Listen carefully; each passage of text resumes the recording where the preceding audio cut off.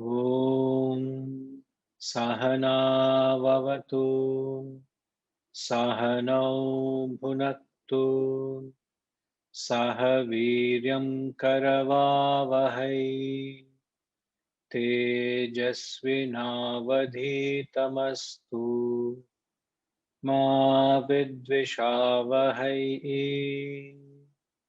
Om Shanti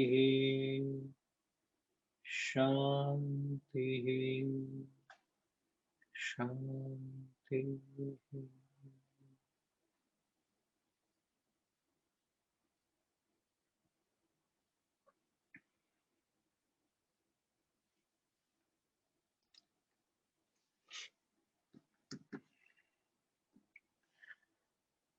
Sarvabhutasthhitam yo mam bhajatyekatvamasthitaha sarvatha vartamanopi sayogi mayi vartate atmaupam yena sarvatra samam pashyati yorjuna sukham va yadi va dukkham sayogi paramo mataha.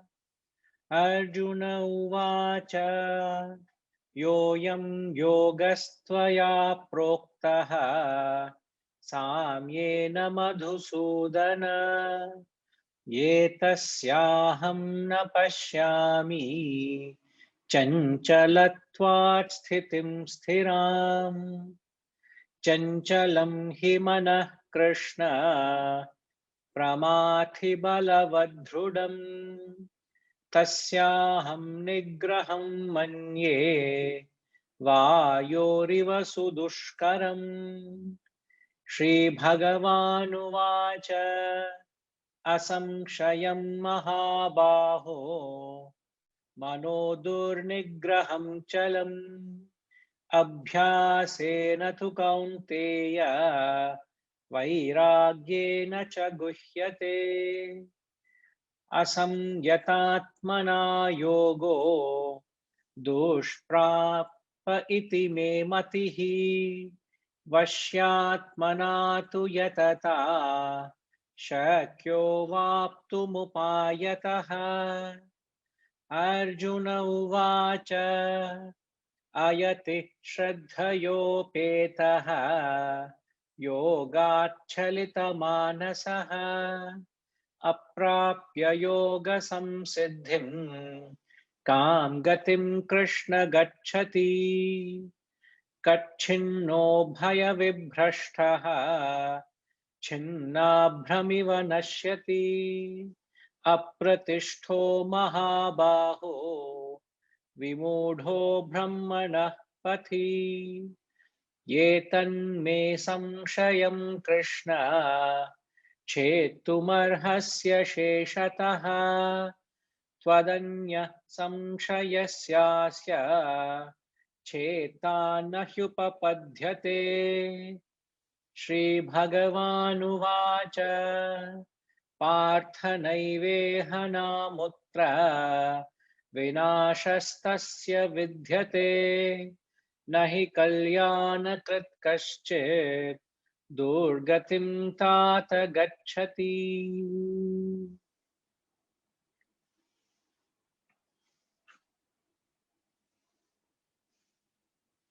Hari Om. Namaskaram to everyone.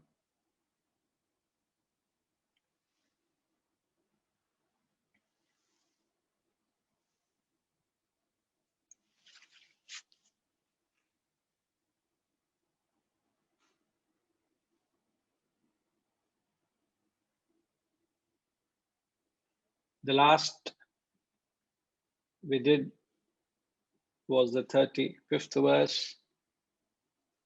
The Blessed Lord said, Shri Bhagavan Vacha said, undoubtedly the mind is restless and difficult to control, O Mahabaho,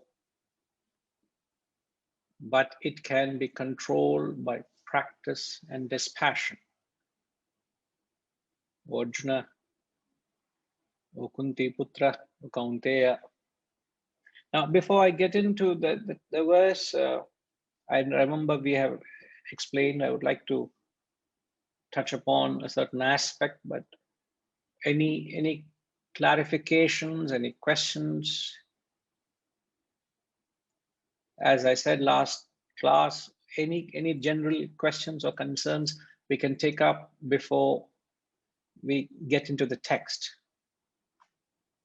Yes, Hariji.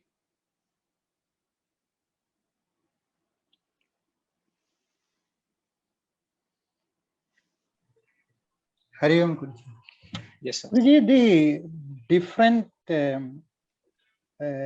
names that he is giving, addressing Arjuna, no, Mahabahu, various names that he is giving, does it have any importance with respect to the situation in which he is talking?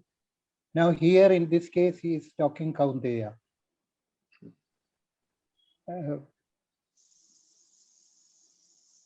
See, there is a lot you could read into the contextual usage of how he's addressing Arjuna.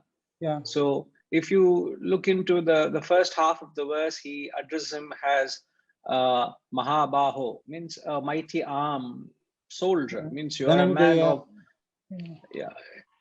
a man of great valor, a man of great strength. Yeah. But he's using it in the context because he is someone who is unable to control the mind, because he talks about mind is restless and difficult to control, and a soldier reacts in a way that he would not like to be conquered. He would rather conquer his enemies.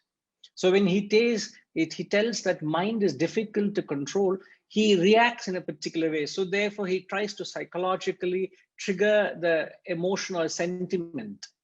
So in different contexts, it has a different implication, but it is not great philosophical significance. It's just psychology, where sometimes how you address your someone whom you love very dearly, you may address your child in a particular way, so that there is a certain connect. It's just about it, you may call the person by name, or you may call the person with various other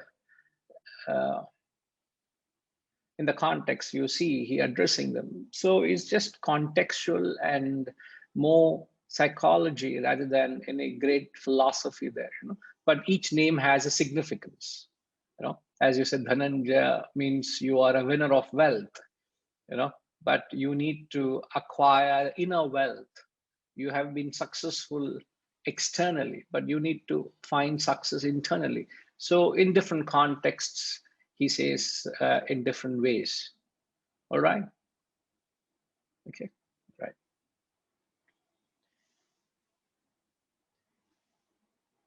Any other questions?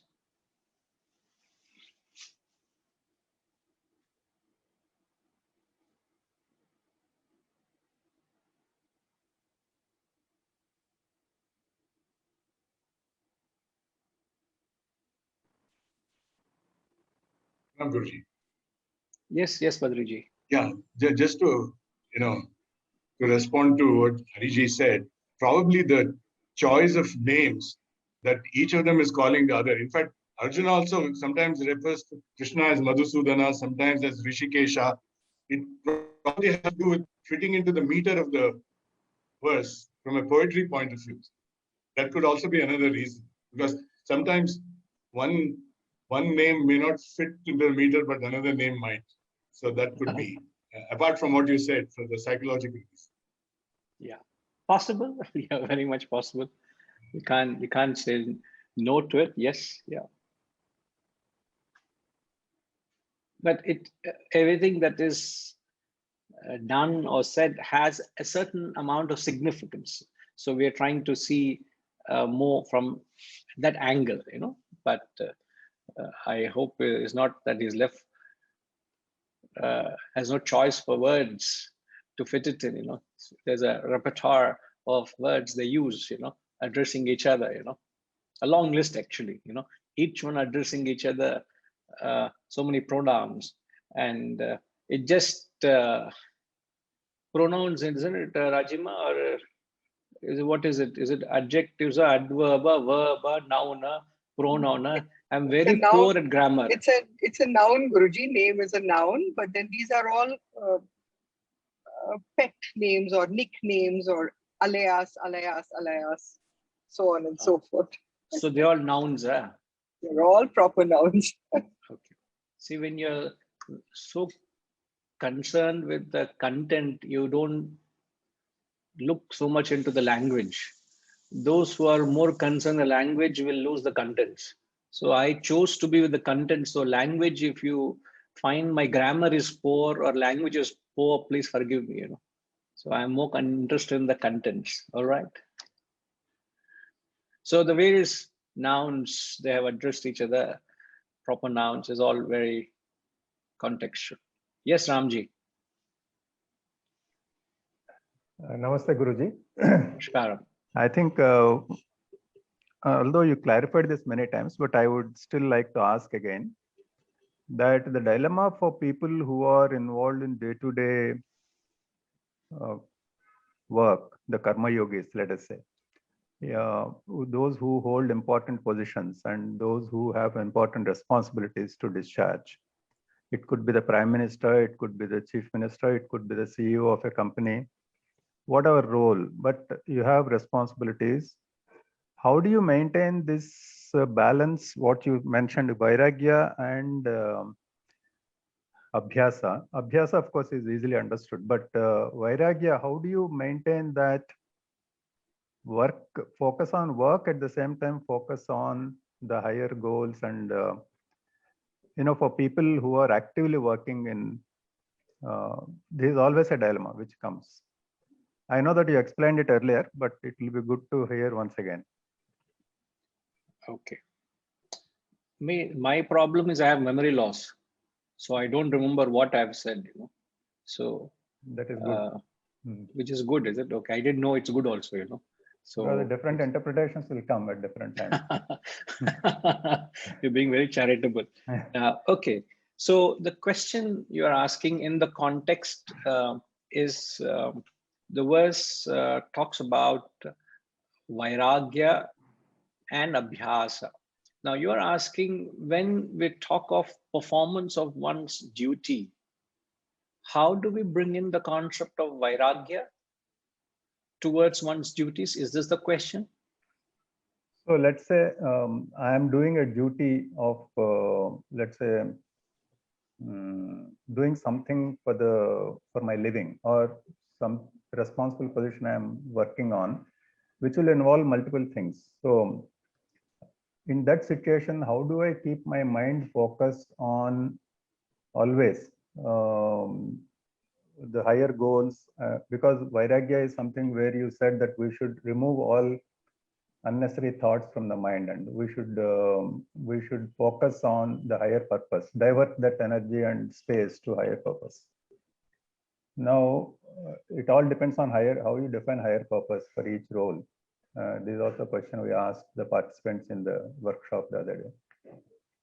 So you might have, for example, you take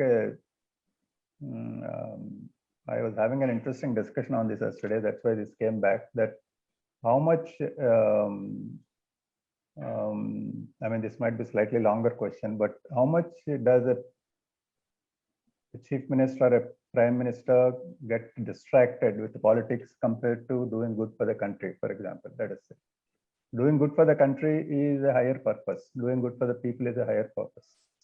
But he also has to play his politics. He also has to see that people are satisfied, different sections, so which calls for some compromises. This happens even for CEOs, because if CEO is also managing people, wherever you manage people, you have to manage these different interest groups and different interests. Not all of that is a creative work or constructive work, but it is a necessary work. which distracts your mind, which we are just trying to, I'm just trying to, I don't know whether I'm expressing it properly, but I think how do you actually bring that mind to focus and remove unnecessary details from the mind in the spirit of vairagya, so that you can divert it to towards a higher purpose. Okay. I don't know whether I have an answer which could satisfy you, but see the context of the verse in connection to what you are saying with reference to action. See, an action only has a relevance if it has two facets in it. It has to echo with a larger goal or the ideal you have conceived. So everything that you're doing must resonate with the goal. And in the scriptural study in the Vedantic circle, we further qualify a goal as something which has to have that sacrificial element in it. It has to encompass a larger interest. So in fact, it's only one and the same, but I'm just splitting it into two. That is when the action has an effect. That is when an action resonates with a larger team. That is when an action transforms you and impacts the society at large. Okay. Now, a simple experience of mine. We have a sole alone lemon tree in the center. And a fair part of the tree is leaning onto the other plot, which is just an empty land, you know.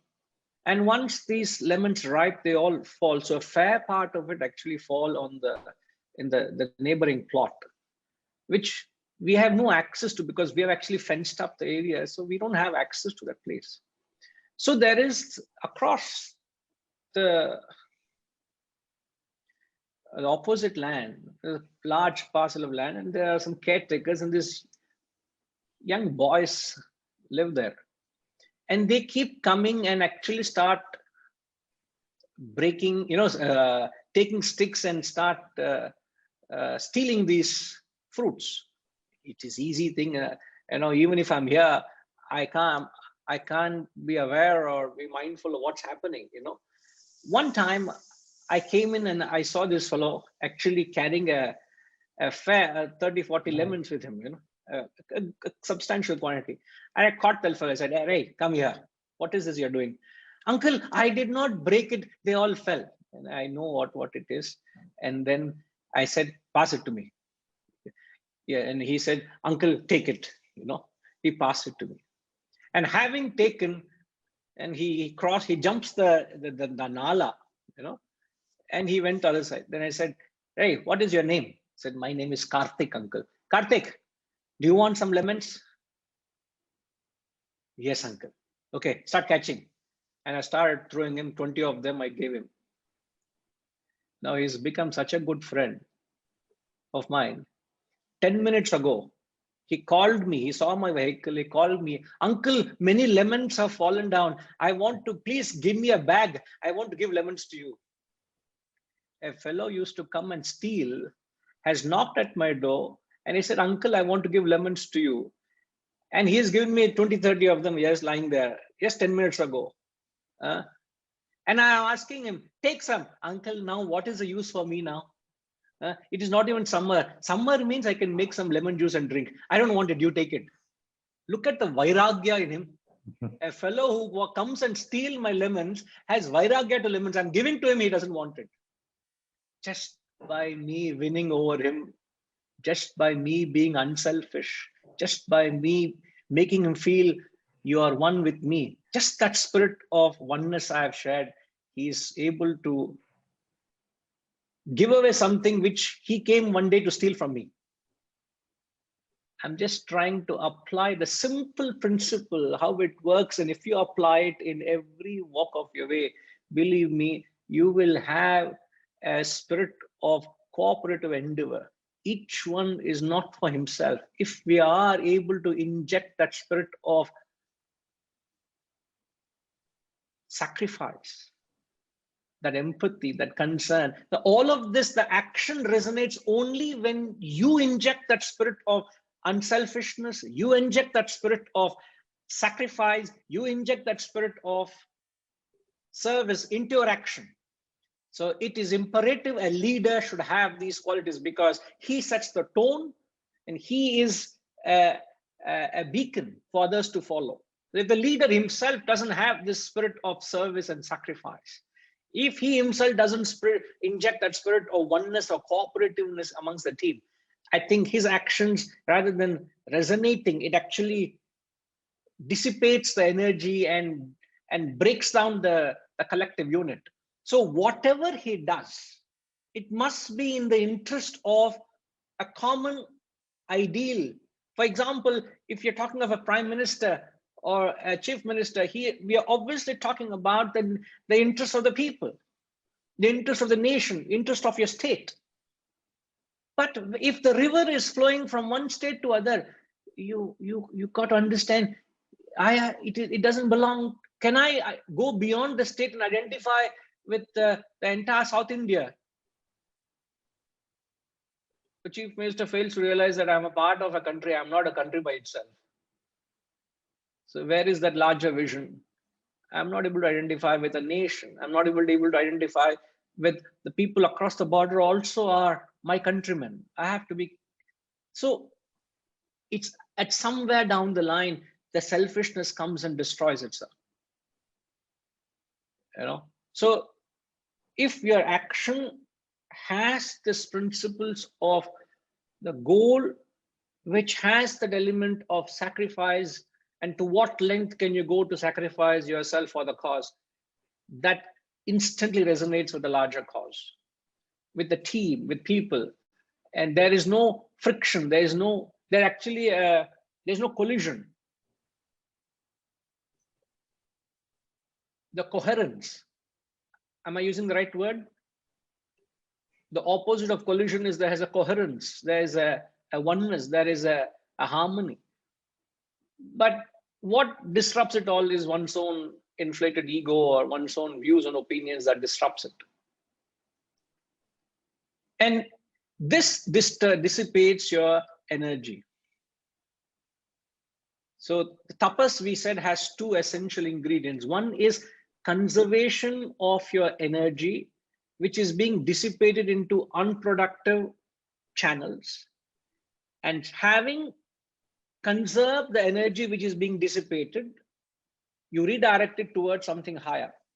So the conservation of energy, we've said, is vairagya. Vairagya is you withdrawing yourself from certain activities which you feel is dissipative in nature, to get into an ego battle, to get into to prove your superiority, or to get into a difference of opinion, or to prove somebody wrong. It's so much of dissipation of energy, isn't it? You say, I would leave him to himself and let me be myself. I carry on what I could do best. You're ensuring a lot of your energy is conserved. And having conserved that, you put it to abhyasa. Abhyasa is the practices that we speak about, the higher cause. You redirect it. Having conserved the energy, you redirect it towards something higher. And when you do this, now what do you get? When you do vairagya and abhyasa, which is nothing but practicing tapas. So when you do this, what do you get, sir? You get control on the mind. You get enough wisdom whereby you will be able to keep your mind at control. Yeah. So it is to the degree how you can inject that spirit of sacrifice and service. Yeah. Service. how unselfish you can be in your thought, in your act, in your deed. It seems innocuous, but it all boils down to this, whether you are selfish or unselfish. Selfless is a different cadre altogether. Yeah. If you're unselfish, everything falls in its place. Everything falls in its place. In fact, have we not learned it? He says, this world is not designed for the non-sacrificers. It's a very powerful statement that the Gita utters. In the 3rd chapter, he says, this world is not designed for the non-sacrificers. Means it's only designed for those who live a life of sacrifice. So I am making myself unfit if I live a life of non-sacrificer. And once you live a life with the spirit of yajna, spirit of sacrifice, everything falls in its place.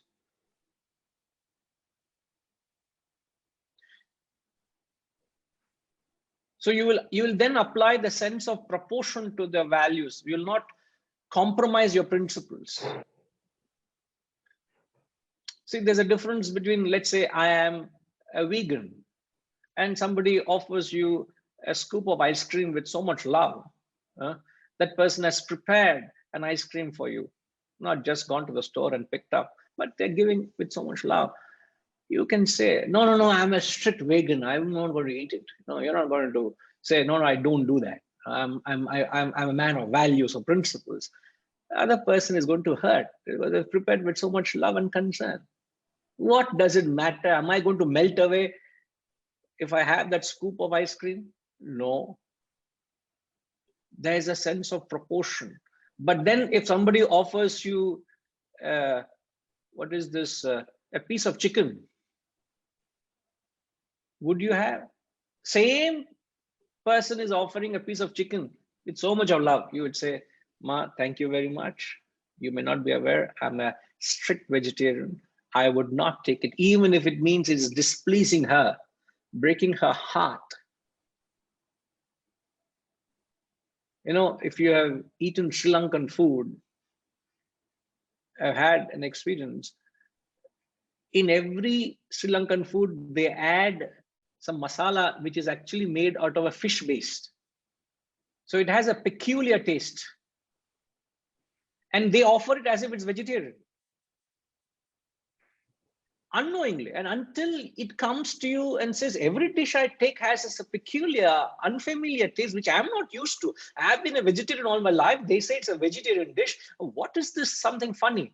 And once you inquire, they say, yes, there's a fish in it.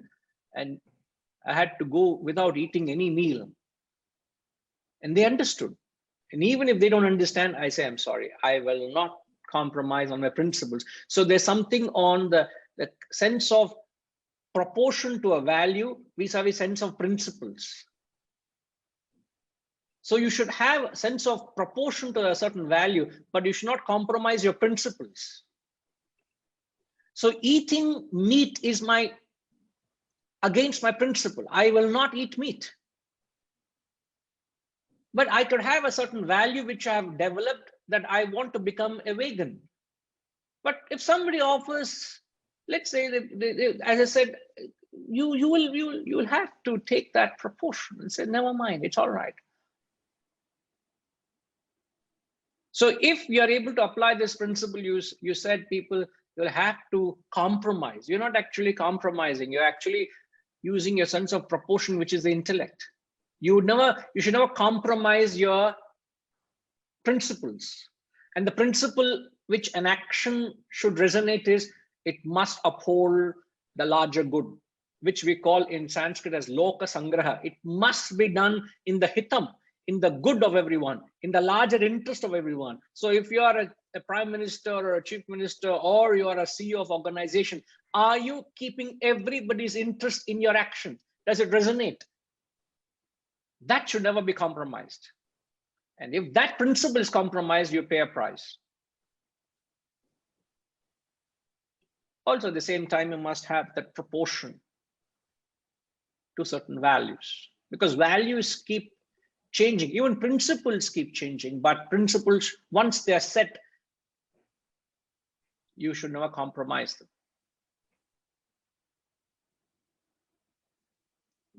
Does it resonate, sir?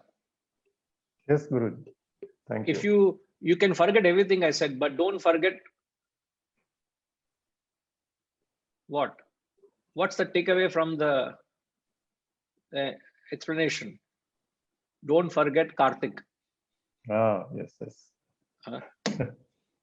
If you remember Karthik, you have understood. I was touched by that fellow's vairagya towards the lemons he came to steal. You know, vairagya. You may say, what is in a lemon? That fellow came to steal lemon from my house, but he has vairagyam towards it. None of us will have the amount of vairagya he had. Young boy, he's just in his 7th standard. Now he's my best friend now. All right, sir. Right. Thank you. Right, sir. I think Keshav Reddy Garu wants to say something, and then GBK Rao Garu also wants to say something.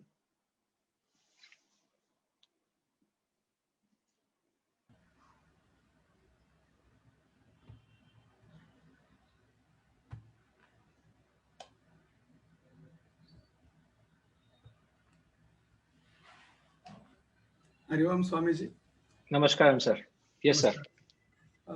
Sometime back during the discussion, there was a talk about trance, and trance was considered to be emotional disturbance or emotional action of a person involved in that particular event.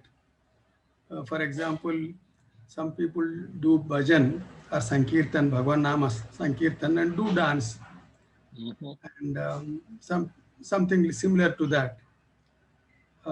They do it, of course, emotionally, and it pleases them.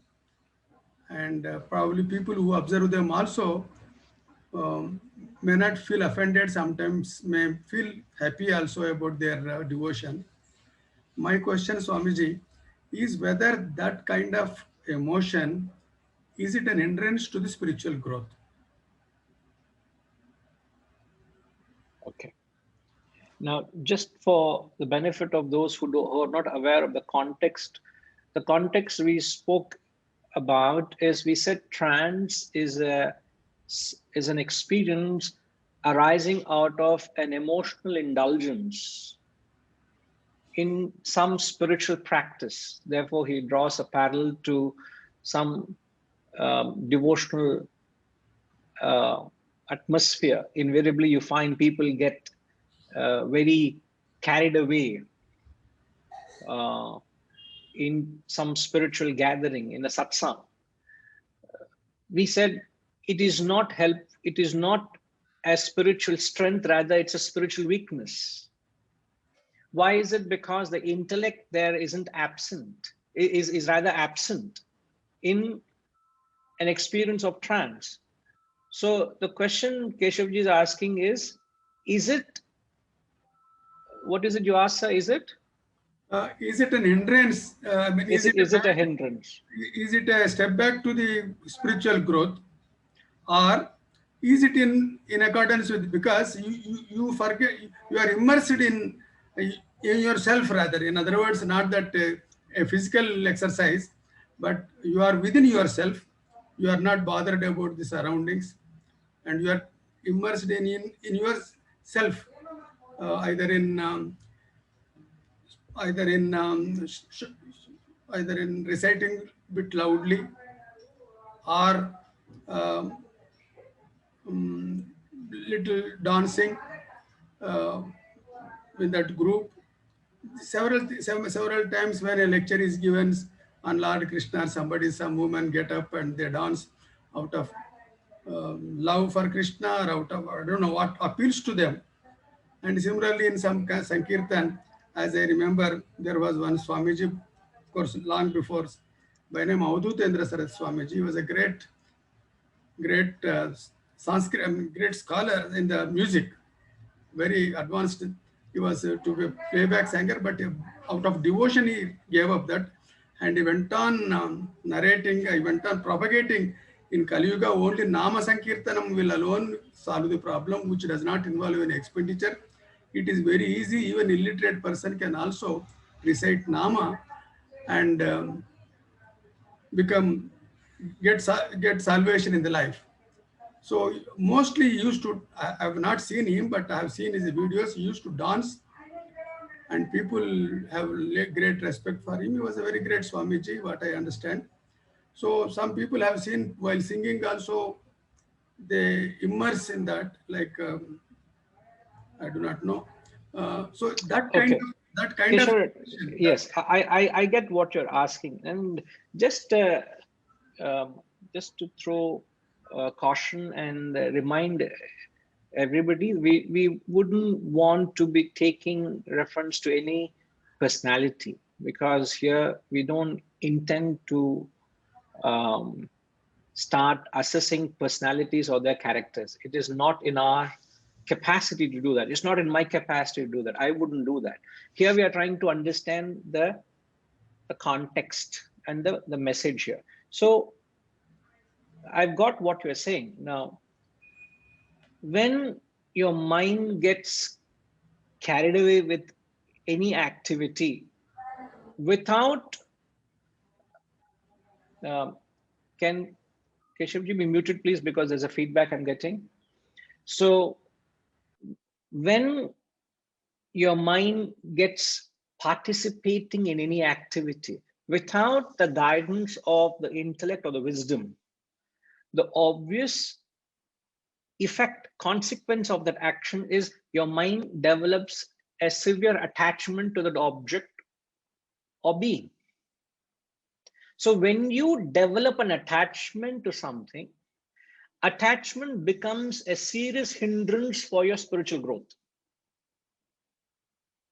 Spiritual growth is possible when you make faithful use of everything in your journey to help you associate with something higher. See, everything in our journey, whether be it the mechanical rituals, the rituals we perform, or you grow up to the level where you're able to appreciate this higher knowledge, all of this is only trying to take you to the higher. But when you develop an attachment to anything, it limits your growth. Then you don't see anything beyond it. So in that sense, when your mind gets fascinated with something, you develop an attachment, it becomes a serious hindrance. Your growth stops. In fact, you start spiritually stagnating. In fact, in addition to it, we said trance is nothing but emotional indulgence. It's actually a mental weakness. Now, I've been conducting satsangs close to 30 years, in fact, over 30 years now. In my 30 years of experience, I have never had anybody experience trance in a classroom. Last 1 year or so, we've been doing online classes.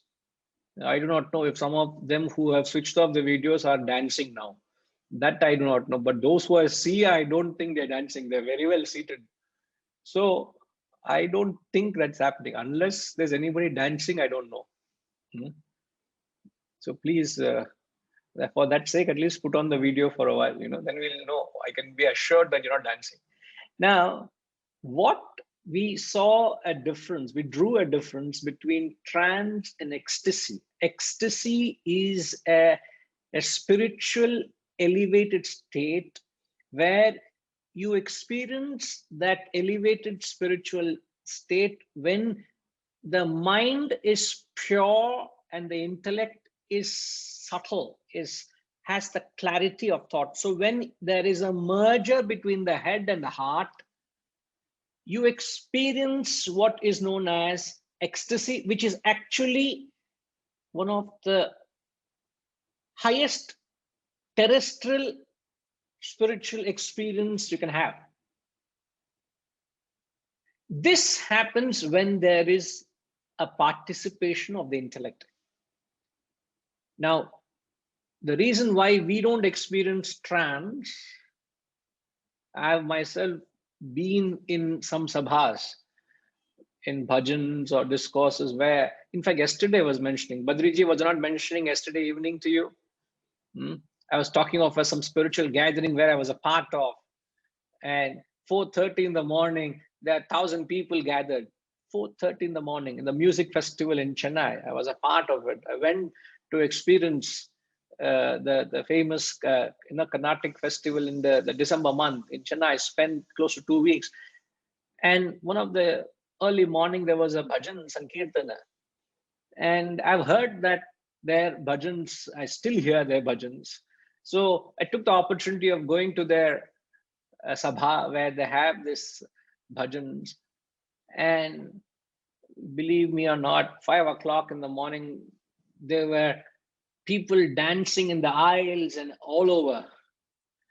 And my hair stood on end and I was so transported into a different realm. It is indeed the height of emotion, the purest of emotion. The emotion is so high. I had a little intellect to say, be seated and let's enjoy the bhajan. Otherwise, I also would have been jumping on the seat, along with everybody else. I'm not saying it is wrong, sir. I'm only trying to tell you, when mind by itself goes, you don't have a control over yourself. But when you have your intellect, you're able to absorb that emotion. You're able to experience the emotion. You're not carried away by the emotion. They're two different things. I hope you'll appreciate this. One is to have the emotion and be swept away by it. Another thing is to have that emotion, register it, absorb it, experience it, and yet not lose your balance over it. That is when you develop ecstasy. But trance is where you get lost in it. But just because, that doesn't mean just because somebody is expressing that spiritual ecstasy through a dance or expression physically, you can't brand it or doesn't tantamount trance. So don't go about, that's why I said I'm very careful when you take reference to personalities on things. So let's not do that. But don't judge a person by the physical expression. That's all I'm saying. We are trying to understand how it works. All right, Keshavji. By it limits you. You get, it's like a vehicle that is going through slush. And these four-wheel drives are designed to drive through slush, but sometimes the vehicle gets stuck in slush. Then you need to be pulled out. The vehicle doesn't have the ability to come out of it. So operating on mind is like getting into a slush. Then you need a guru to come and dislodge you. Guru to come and pull you out of it. That's what happens when you get into trance. Okay. Right, sir.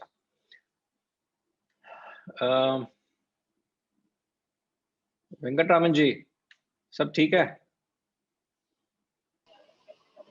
Yes. You are able to follow the difference we brought Yeah. out? Yeah. Between trance, ecstasy, And ecstasy. and something called as bliss. So what transcends this three is the bliss of realization, which is within. Okay?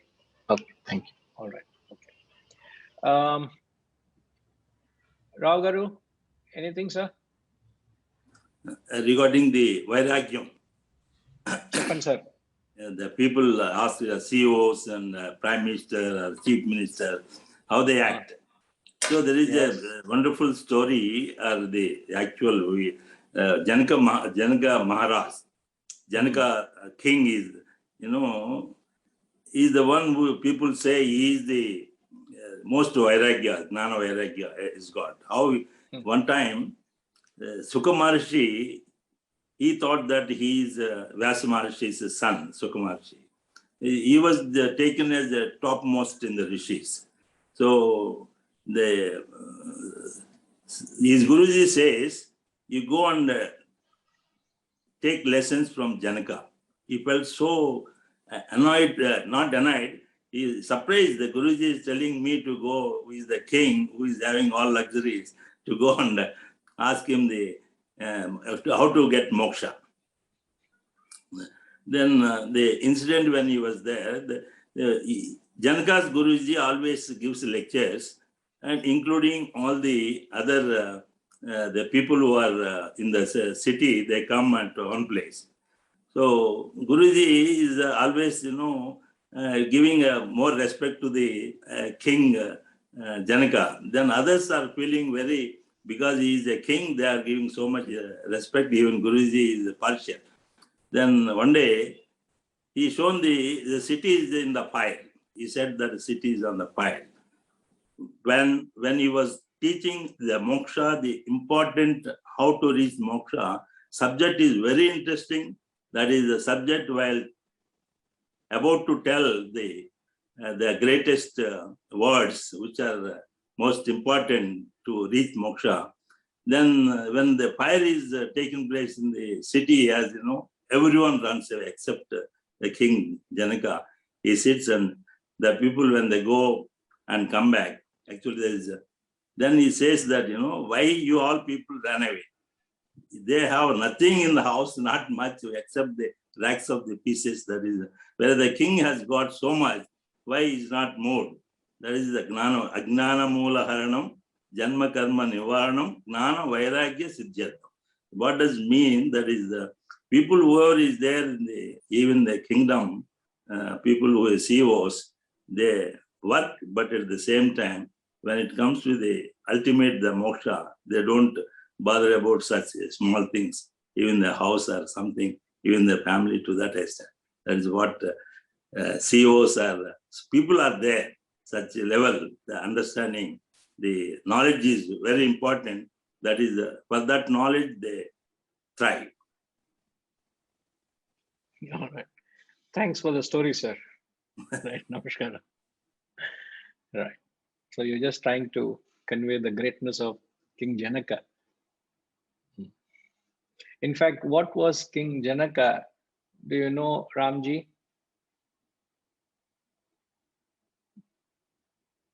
I'm being informed, and good to have. I think C.S. Reddy Garu, you're joining us for the first time. Are you there, sir?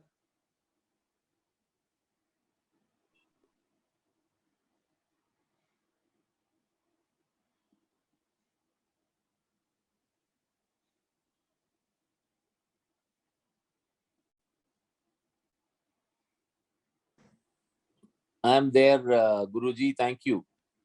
Namaskar. Welcome, sir. Thank you. So, hope you have been following the conversation we've been having. Yeah, I am. Yeah, thank you. I don't know whether you've heard of this concept. The great King Janaka was known as a man of great dispassion, who had great vairagya, as Ragharu said. But Ramji, you know, what was he called as? Or what were they called as? People who fell into that bracket. They are Kings who had dispassion. Rajarshi. Rajarishi, you're right. So you're familiar with the concept. So these men were Rajarishi. Now, what does Rajarishi mean? He is a king who is a rishi. What does it mean, sir? Means he combines the two characters. That means he is a ruler, but with the art of a rishi, or with the intellect or wisdom of a rishi. With the wisdom, I should say, not the art. With the wisdom of a rishi. Yeah. So this is the true character of a person, isn't it? So a person should have both elements of his personality blossom. Correct. The material aspect and the spiritual aspect. So if a leader has these two elements, where he has got the capacity to produce, he's very successful, industrious. At the same time, he is very detached. He has that spiritual aura in him. He has that spiritual element in him. He has that vairagya, you know, that gives the edge over those who are just rajas. So in fact, it was a deterioration from the first there were rishis, then it came to Raja rishis, now they're only rajas, where people are just amassing wealth and at the cost of their own inner wealth. Yep. Isn't it? All right. Okay, great, sir. So the concept we spoke about in the 35th verse, he says, Abhyasena tu kaunteya vairagyena cha guhyate. UK, all okay? You wanted certain clarity on the concept. I got it, Guruji. Thank you. What did you get? You must share with us also. Because we just now we were telling of sharing, no? Yes, Guruji. Ah. It is basically the exact definition of tapas, which has an element of vairagya, and then also abhyasa, how it is to be. These two qualities are the most important, and how it is to be followed in a day-to-day routine or in your daily life. That, and then the second aspect was about the difference between trance, ecstasy, and bliss. Okay, so you're clear with that now. Yes. Okay, perfect. So mere abstinence, if you abstain from the world, mere abstinence without supplementing with knowledge leads to frustration. We said this, isn't it? So if you just withdraw from the world, because even now you're withdrawing from the world, from your activities, but you're replacing it with higher knowledge. So withdrawal, which is vairagya, you need to withdraw your mind from the activities of the world, supplement it with higher knowledge. On the other hand, having mere knowledge and no withdrawal is useless. So if you're able to bring about a balance between withdrawal and supplement with knowledge, these two, as we said, are two pedals to your spiritual growth. You will be able to gather wisdom because you have encashed, you've actually encashed the knowledge you have. Otherwise, mere knowledge is like a raw material. If it is not put through processing, it's of no use. So what helps you to translate knowledge into wisdom is vairagya. So the real crux, if you want to get the wisdom, is you want to convert knowledge into wisdom, you have to practice vairagya. Vairagya is you got to withdraw yourself from the daily activities so that you can actually reflect on these higher values.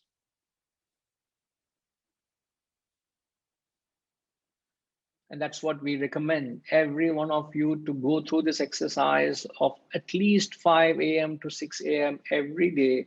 You withdraw into that inner sanctuary where you reflect on these ideas and values so that they serve you well rest of the day. It gives you enough clarity so that you can take rational decisions. You're able to keep your emotions at bay. It's a matter of time you will gather enough strength. But if you don't do this, the translation or the transformation of knowledge into wisdom stops. And once that stops, there is a disparity between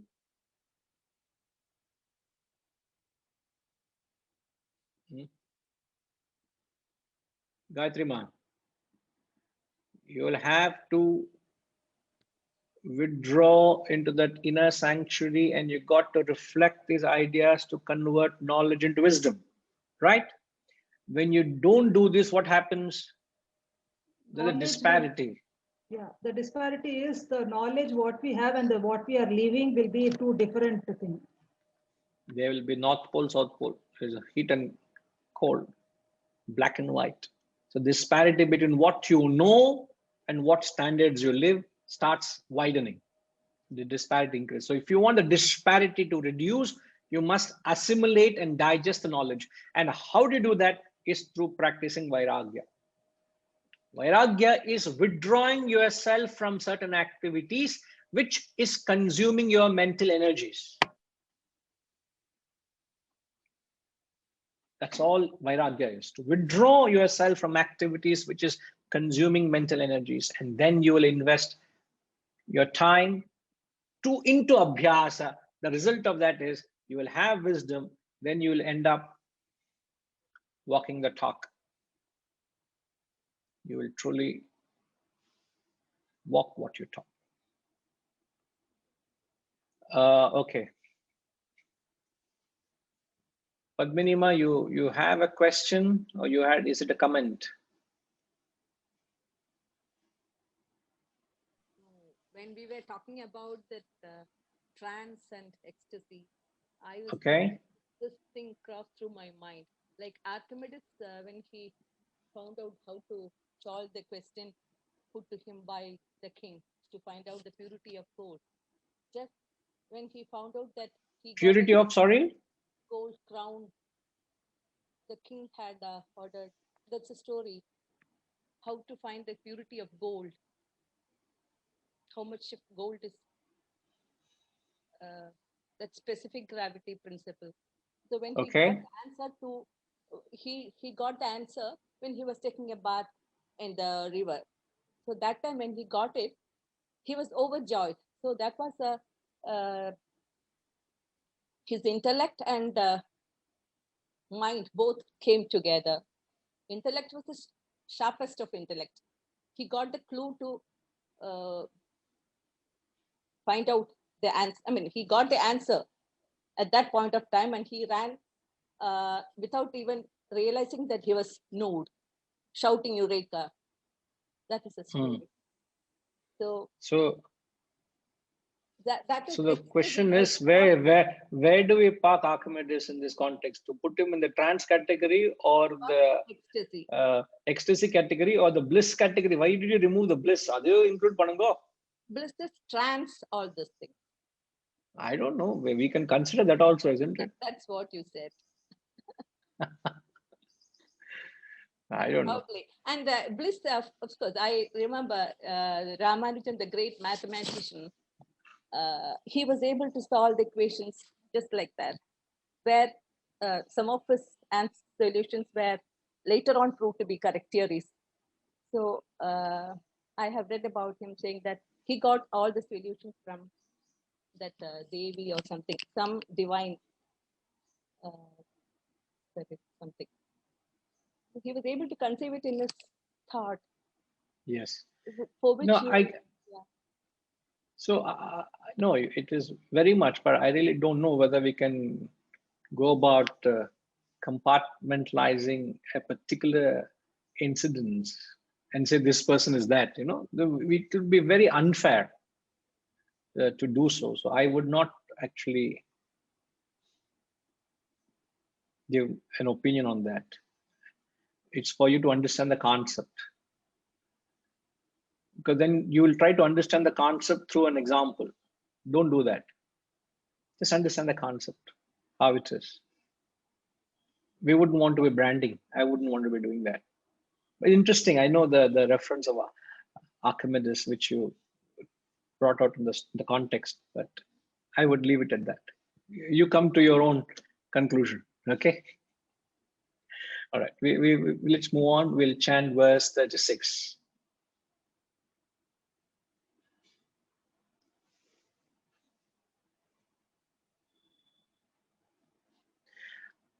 Asamyatatmana yogo dushprapa iti me matihi vashyatmana tu yatata shakyo vaptumupayataha.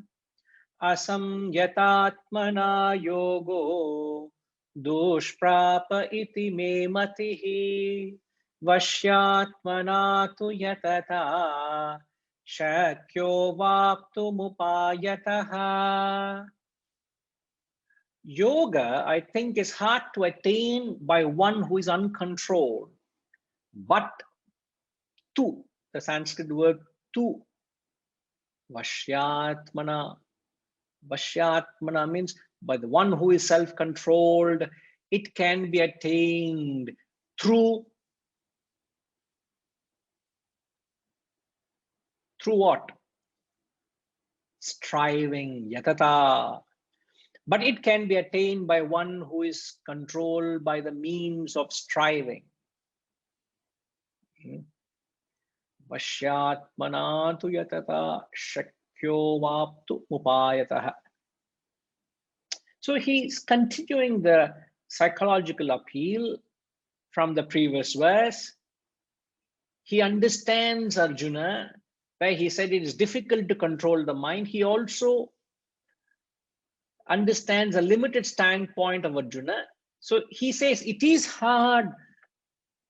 I understand. I think it is very hard to attain. What? Yoga. Yoga is what? Huh? How do you describe yoga?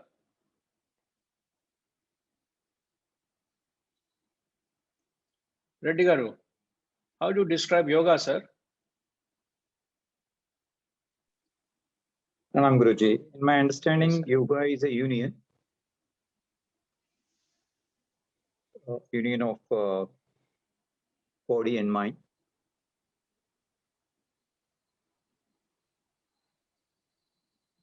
What is union of body and mind means?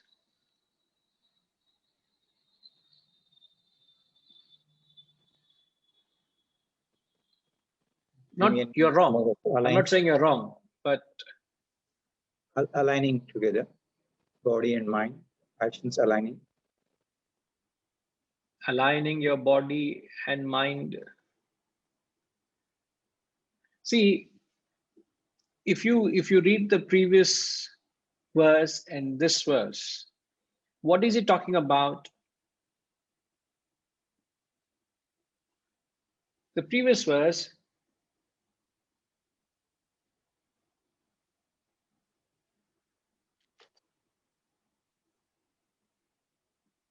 The previous verse he says the mind is restless, and he talks of difficult to control, isn't it? Yeah. So if going by the same thought flow, if we can understand yoga, yoga is a state where you have got a perfect mastery over your mind. In fact, you've actually conquered the mind, isn't it? Yoga is where you have conquered the mind, you have actually transcended the mind. Is when your mind has united itself with the self. It is a union, as you said. But in that process of uniting with the self, you have transcended the limitations of the mind. You've actually conquered the mind completely. So going in that same thought flow with the previous verse, Krishna is saying, the Lord Krishna is saying, yoga, I think, is hard to attain by one who is uncontrolled. Asam yatatmana, by one who lacks that spirit of discipline. What discipline?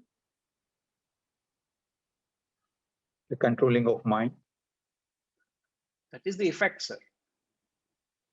What is the discipline we're talking about? Think along, Reddy Garu. Think along, please. Ah, yes, yes, yes. The discipline, yes. Yes, Venkatramji. What is the discipline? He says it's difficult to control or attain yoga without the discipline. So what is he talking about here? So it is basically, having control over desires, having some kind of, a detachment to some of the, those factors. So it is difficult to control. Yes. All right. So I agree with you, it's difficult to control. But here he says, if I can read the translation, Gayatri, ma, just have the translation again for us, please.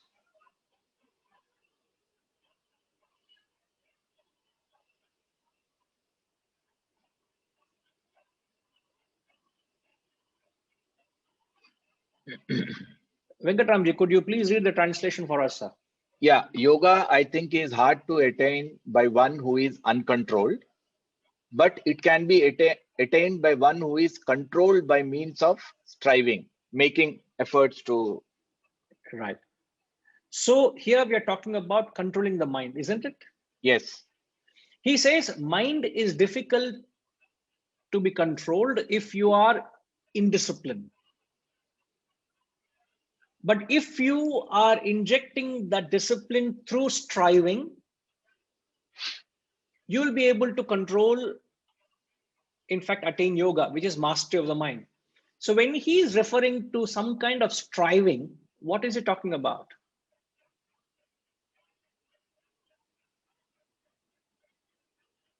Striving refers to what? What does striving mean? I mean, continuously practicing or making efforts to. Correct. It is a certain practice, a certain effort. Now, what is the practice or effort he's talking about? Practice and effort to keep your mind in this thing. To think about the present and not worry so much about the future or be wary and things like that. So my job is to bring you to the present, sir.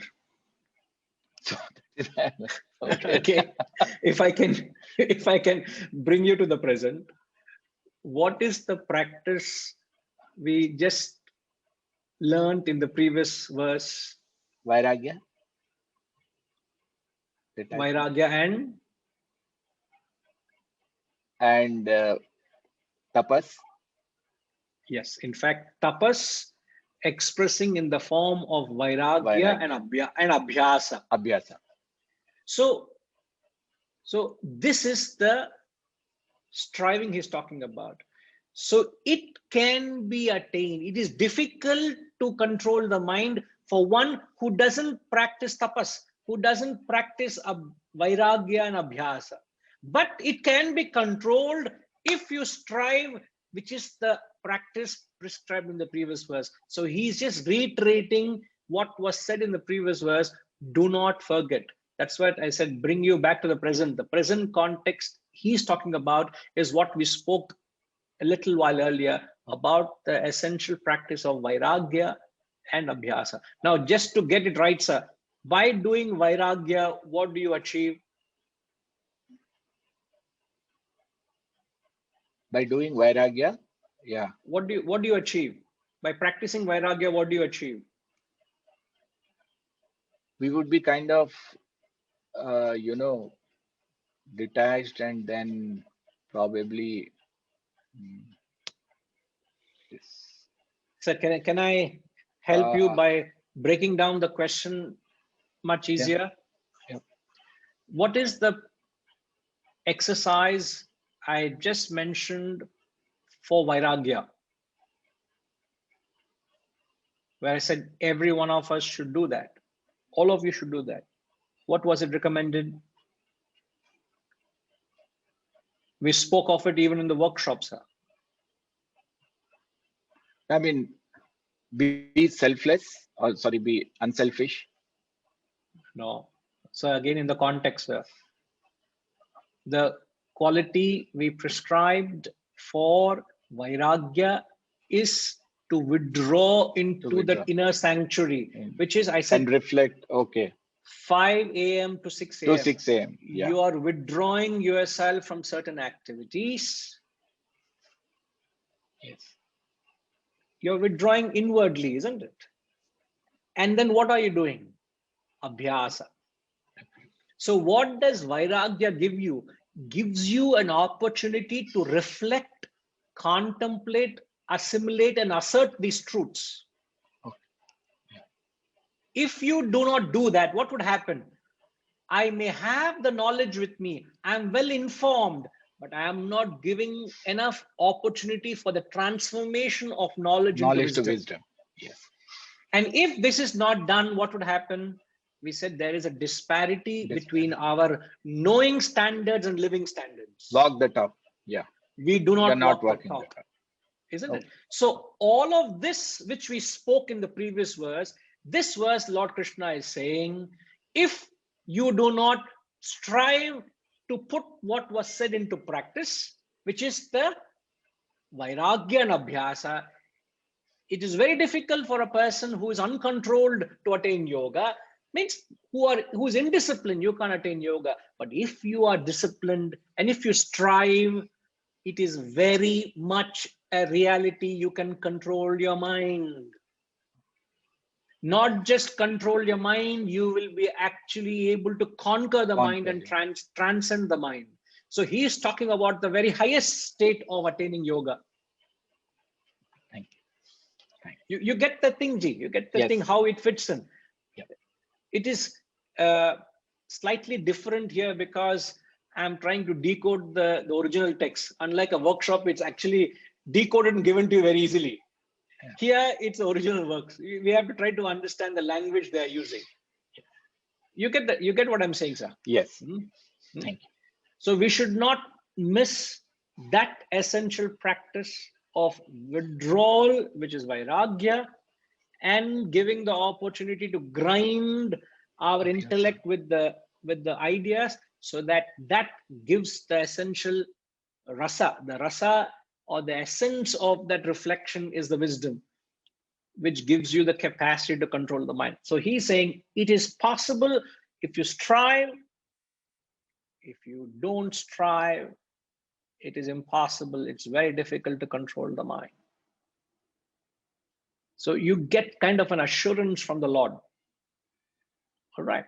Now, the next set of verses, I tell you, it's the most fabulous section of the text.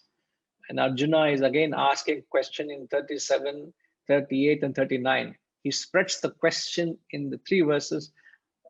As we have announced earlier, we will be extending our satsangs from 1 hour quarter to 1.5 hours. So we have a few minutes left. So let's go through them. All right. So verse 37, please.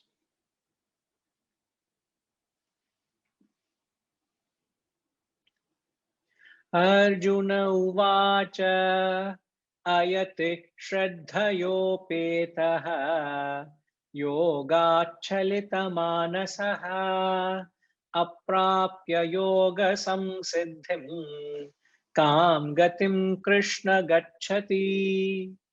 Arjuna uvacha ayati shraddhayopetaha yogachalita manasaha aprapya yoga samsiddhim kam gatim krishna gacchati. Badriji, please read the translation for me, sir.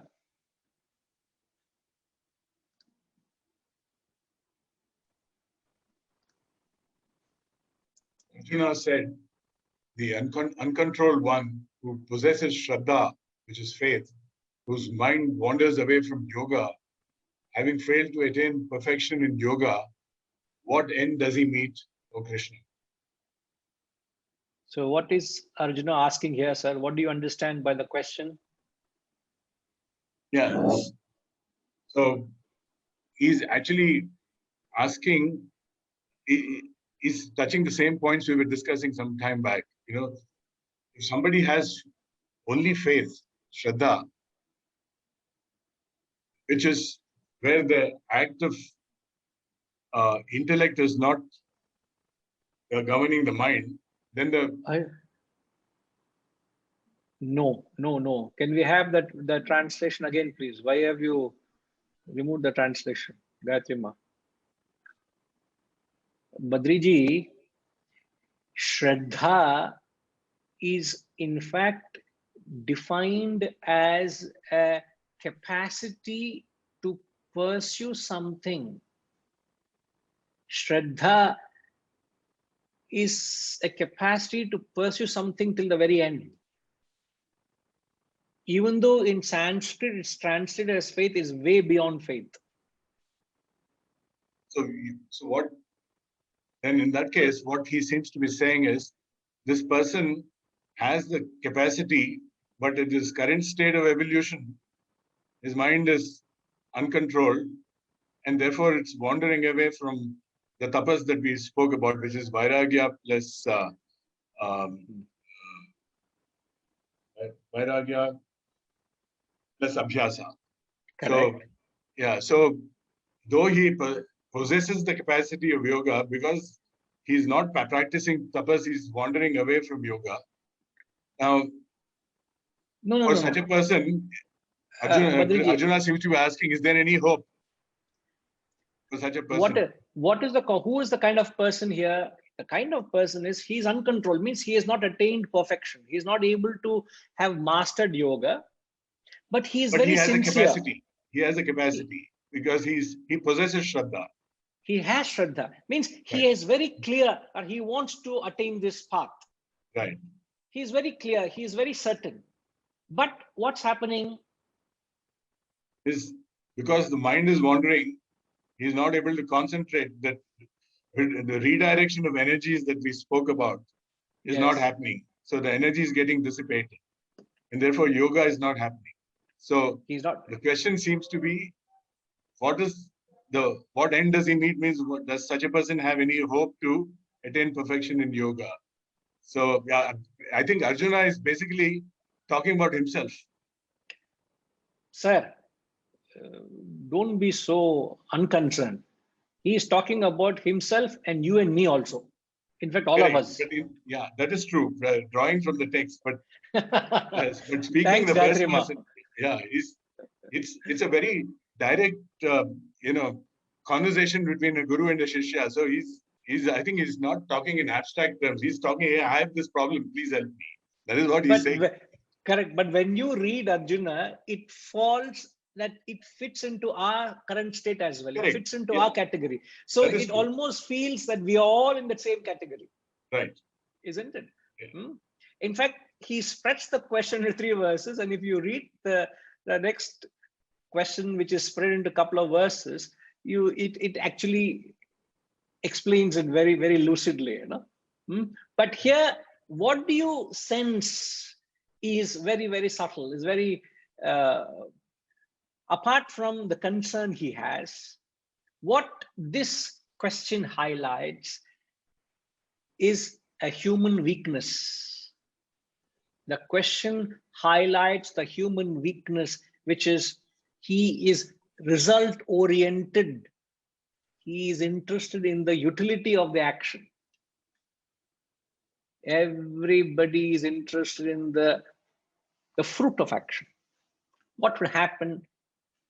What would I get out of it?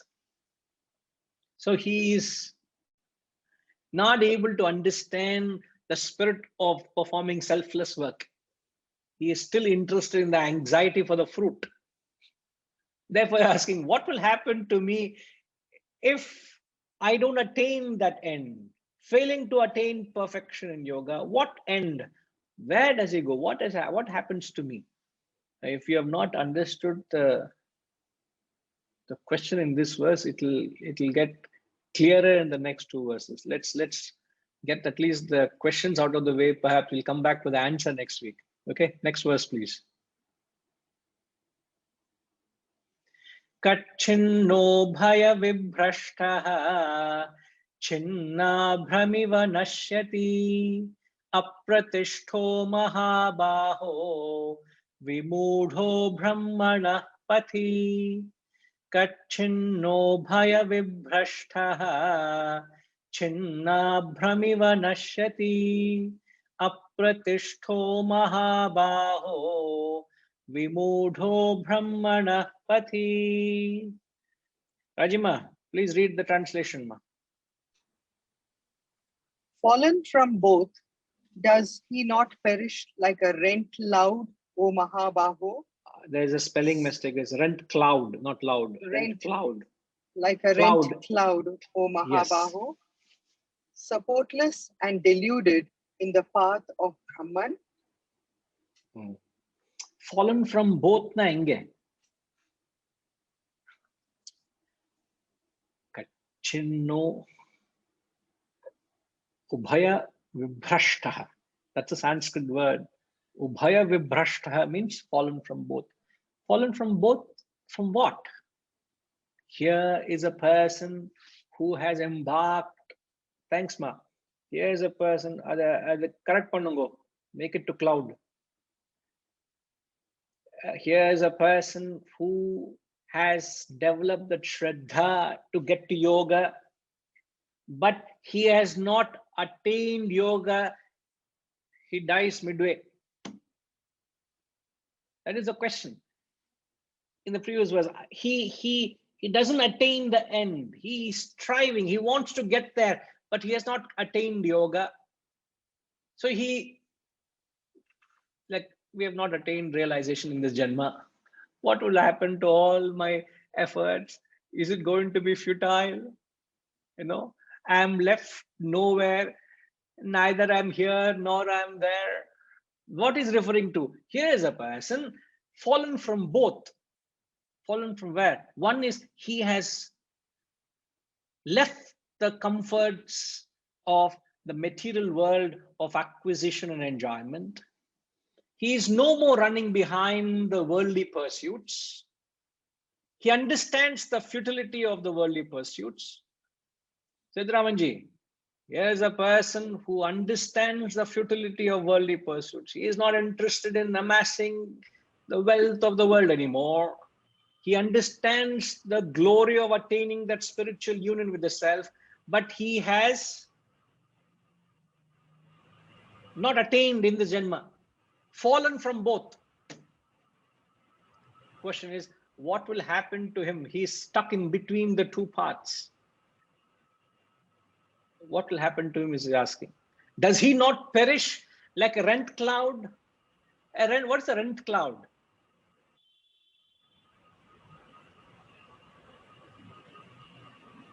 Sethuji, what is rent? Yes, sir. What is a rent cloud?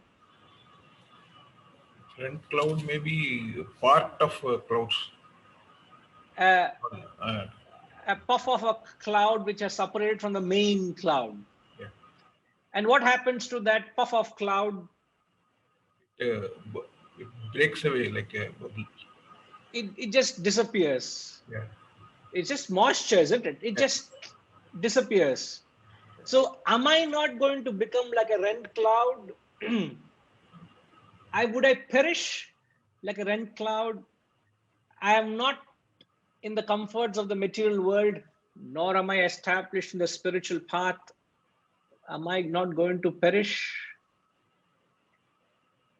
Very interesting question, Ilya.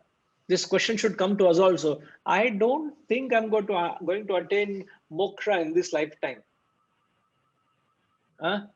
Be carried forward, whatever. You are the only difference between Arjuna and Sethuраmanji is you have an answer. Arjuna didn't have an answer.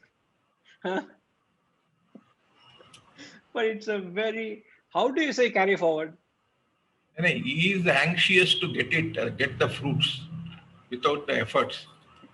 But as you have said in the past, we go on putting effort, and you will start the next Janma from where you have left here, whatever you have attained. So we should do our best and leave it to the Lord. Yeah, very true. So a lot of anxiety in Arjuna's mind. He is uncertain. He doesn't know what's going to happen to him. So now it's very interesting to understand. All of us experience this. When you gain this knowledge, what we all experience is we are not comfortable in going back into that life which we have lived, which was led when there was ignorance influencing us, isn't it? We can't do things which we did when we did not know this knowledge. Can we? So the first ray of knowledge, the first form of ignorance is removed.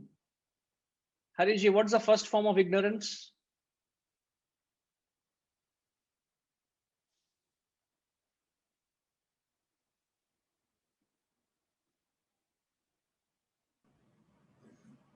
All forms, which is the first form is no. Your wife is trying to very seriously help you in every possible way. She's trying to help you, but you are not looking at her at all. Oh my God, look at the love she has. Every possible way she is. First thing, first step is to accept your ignorance. That's what normally is said, but is to accept that I do not know.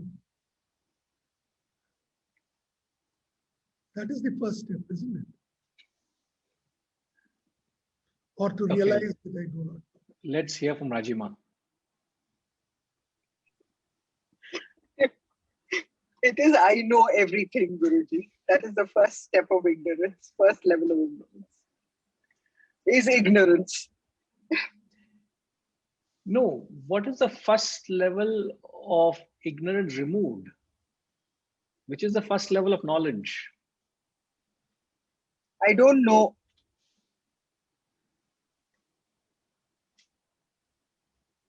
I know that I don't know.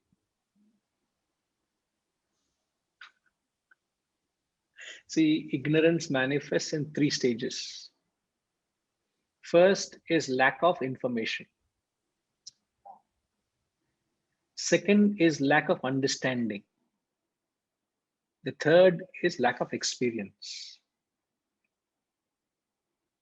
So ignorance manifests in 3 stages. First is lack of information. I do not know of what the truth is. I never knew of this eternal wisdom that existed, which gives a manual, a path to life so that I could lead my life in such a grandeur. I could lead my life in such an impeccable way. I could live up to these higher values. I do not even know. First level of ignorance is lack of information.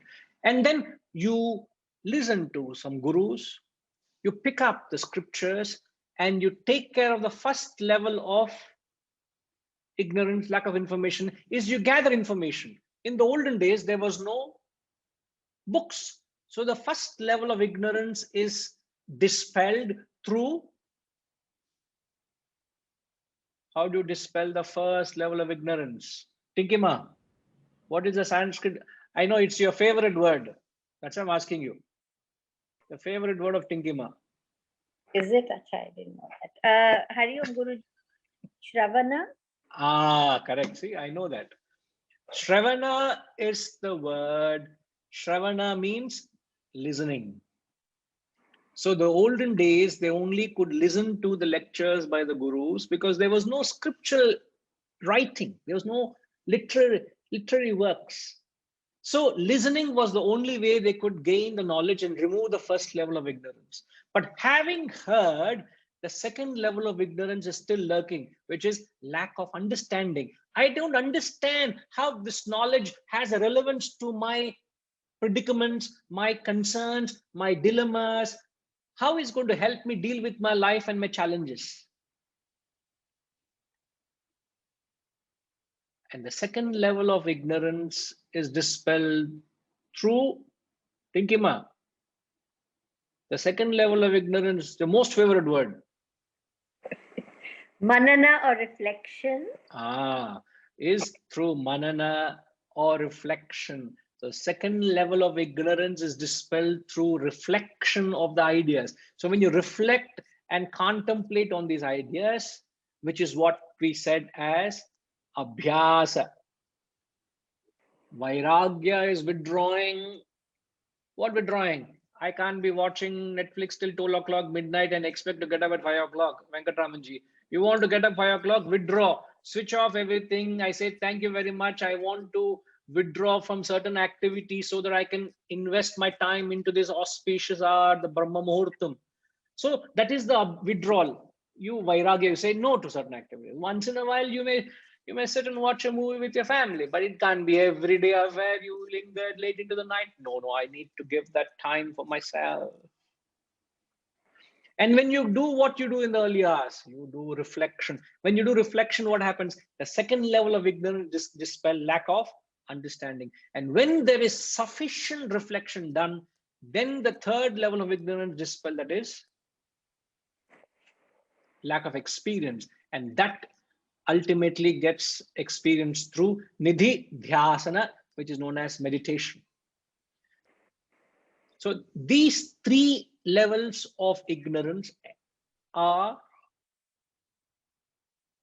taken care as you progress. So the first level the first form of ignorance that is removed is lack of information. So once you know that it is a wrong thing to do, you can't go back to doing which you comfortably did out of ignorance, isn't it? Ignorance is bliss. We were blissfully unaware. We did many things. Now we are aware of it. We are uncomfortable to doing those things. So I can't go back to leading a material life. If you say, no, I don't think I'm going to attain moksha. I think I will put an end to this Sanatana Dharma. I'll put it aside and I want to go and live a life of license. I want to live a licentious life. Let me maja. Let me enjoy life.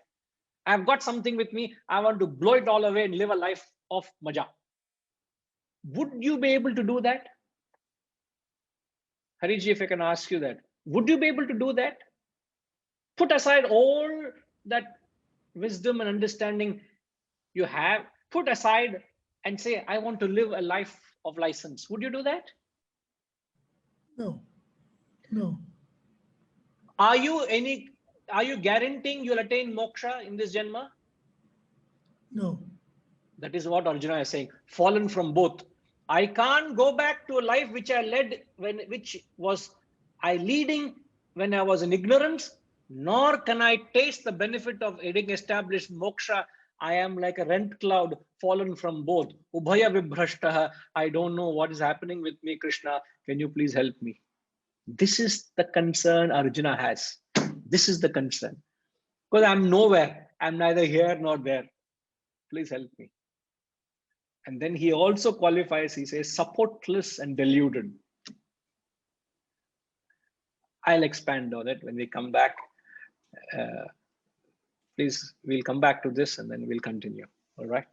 Om Purnamada Purnamidam Purnat Purnamudachyate Purnasya Purnamadaya Purnamevavashishyate. Om Shanti Shanti Shanti. Hari Om. Shri Guru Bhyo Namaha. Hari Om.